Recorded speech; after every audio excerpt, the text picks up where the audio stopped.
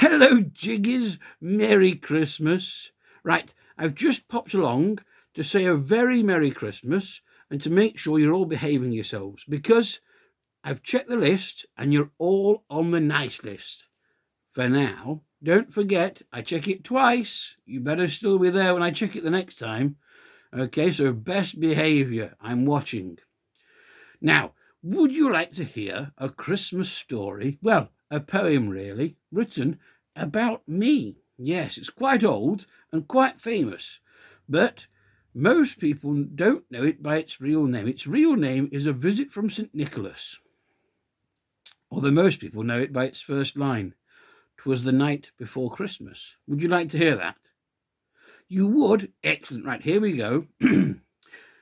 'Twas the night before Christmas, when all through the house not a creature was stirring, not even a mouse. The stockings were hung by the chimney with care, in hopes that St. Nicholas soon would be there. The children were nestled all snug in their beds, while visions of sugar plums danced in their heads.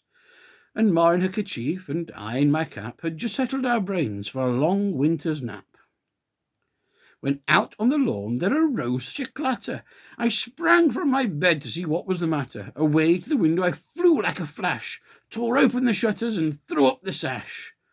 The moon on the breast of the new-fallen snow gave the lustre of midday to objects below, when what to my wondering eyes should appear but a miniature sleigh and 8 tiny reindeer, their little old driver so lively and quick. Well, I knew in a moment it must be St. Nick. More rapid than eagles his coursers they came, and he whistled and shouted and called them by name. Now Dasher, now Dancer, now Prancer and Vixen, on Comet, on Cupid, on Donner and Blitzen. To the top of the porch, to the top of the wall, now dash away all. As dry leaves before the wild hurricane fly, when they meet with an obstacle, mount to the sky, so to the rooftop his coursers they flew, with the sleigh full of toys, and St. Nicholas too. And then, in a twinkling, I heard on the roof the prancing and pawing of each little hoof. As I drew in my head and was turning around, down the chimney St. Nicholas came with a bound. He was dressed all in furs from his head to his foot, and his clothes were all tarnished with ashes and soot. A bundle of toys he had flung on his back, and he looked like a peddler just opening his pack. His eyes, how they twinkled, his dimples, how merry. His cheeks were like roses, his nose like a cherry.